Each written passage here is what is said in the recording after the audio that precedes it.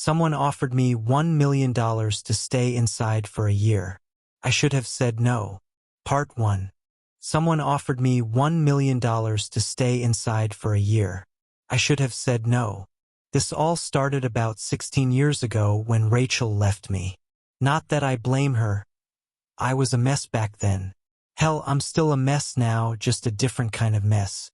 We'd been together for 4 years, and I thought we were going to get married. I had the ring and everything. But apparently, my opinions on taking things slow and her opinions on building a future together were two very different things. After she moved out, I pretty much became a hermit. I work as a freelance developer, mostly building AI algorithms for tech companies, so I was already working from home most days. It was easy to just stop leaving. I'd order groceries online, get everything delivered, and spend my days coding and my nights drinking cheap beer while scrolling through Netflix.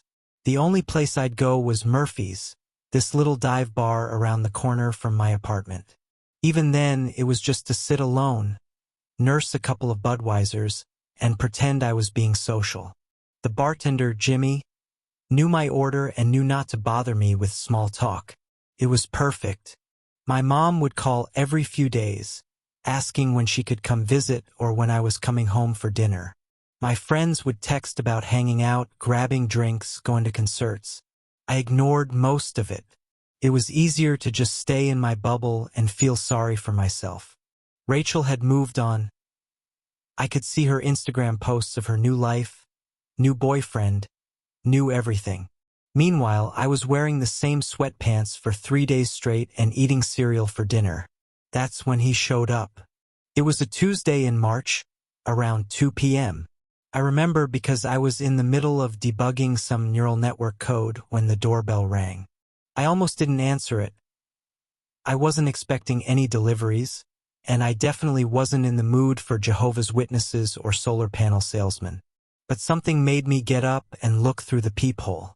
He was tall, maybe in his 50s, wearing an expensive-looking gray suit that probably cost more than my rent. Perfectly groomed silver hair, the kind of confident smile that made you trust him immediately. He looked like he belonged in a boardroom, not standing outside my shitty apartment building. I opened the door, probably looking like I'd been living in a cave for months, which wasn't far from the truth. "Mr. Walker?" His voice was smooth, professional. "Yeah, that's me. Can I help you?" "I certainly hope so. My name is Mr. Blackwood, and I have a proposition that might interest you." He glanced past me into my apartment, taking in the empty beer bottles, the clothes draped over furniture, the general disaster that was my life. "May I come in?" Everything in my brain was screaming that this was wrong, but there was something about his presence that made me step aside and let him in. He sat down on my couch like he owned the place, completely unfazed by the mess. "Mr. Walker, I'll get straight to the point. I represent certain interested parties who are conducting a social experiment. We're looking for individuals who might be willing to participate in an extended isolation study." Isolation study? Quite simple, really. You would agree to remain inside your residence for exactly 1 year.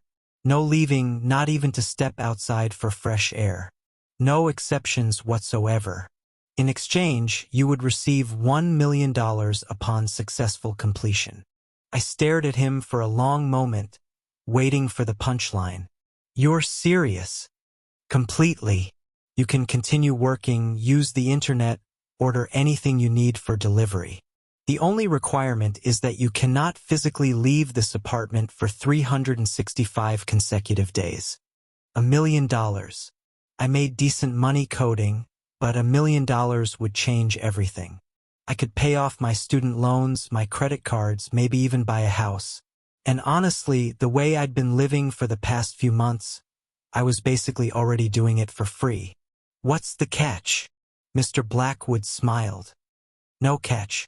Simply a year of your life in exchange for financial freedom.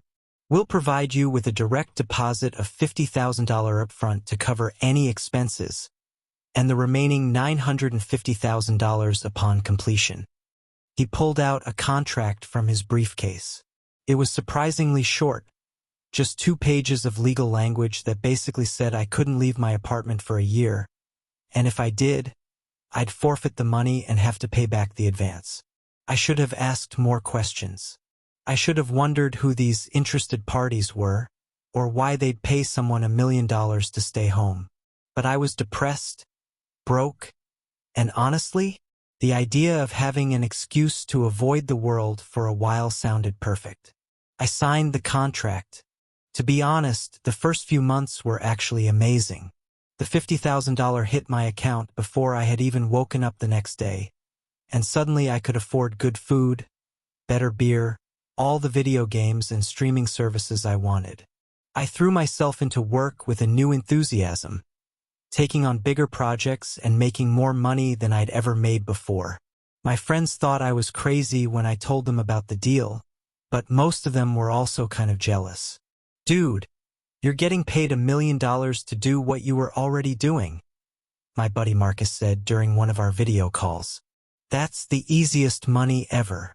Even my mom was supportive, though she worried about my mental health.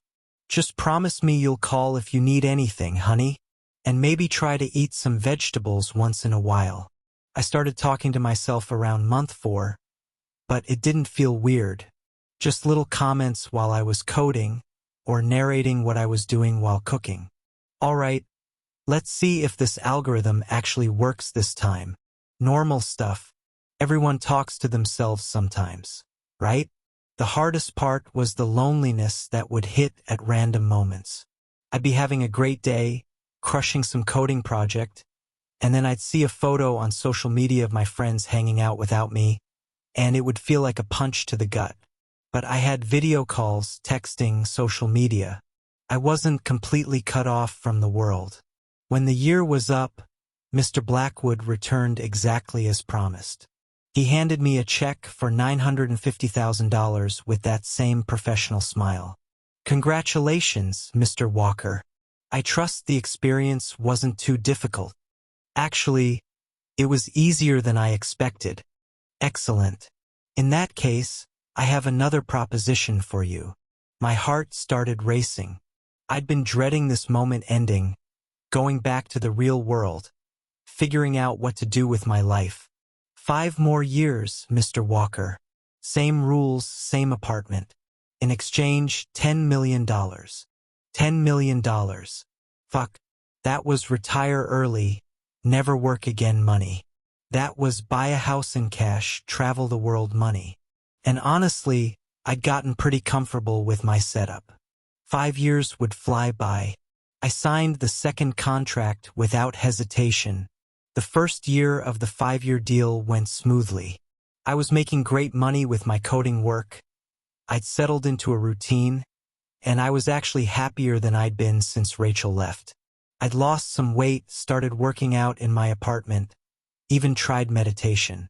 My friends joked that isolation was the best thing that ever happened to me. But then things started going wrong. It was during year 2 that Rachel called. I saw her name on my phone and almost didn't answer, but curiosity got the better of me. "Hey, David." Her voice was exactly the same, and it hit me like a freight train. "Rachel. Hi. I wasn't expecting to hear from you. I know this is random, but I've been thinking about you lately. About us. I was wondering if maybe we could get lunch sometime? Just to talk, you know? I think we both made some mistakes." My heart was pounding so hard I thought it might explode. This was what I'd been hoping for, dreaming about, for years. She wanted to try again. But I can't. "You can't? Are you seeing someone?" "No, it's not that. I literally can't leave my apartment right now. It's complicated." There was a long silence. "David, what the hell are you talking about? Are you under house arrest or something?" I tried to explain about the deal, the money, how I only had 3 more years left. But even as I said it, I could hear how insane it sounded. A few deafeningly quiet moments passed before she finally responded, "You're still exactly the same, aren't you? Choosing money over us? Over the chance to fix what we had." "It's not that simple, Rachel. It's $10 million.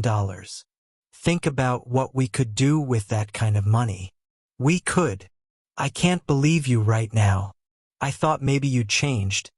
But you're still just a weak little man-child who refuses to take responsibility for anything."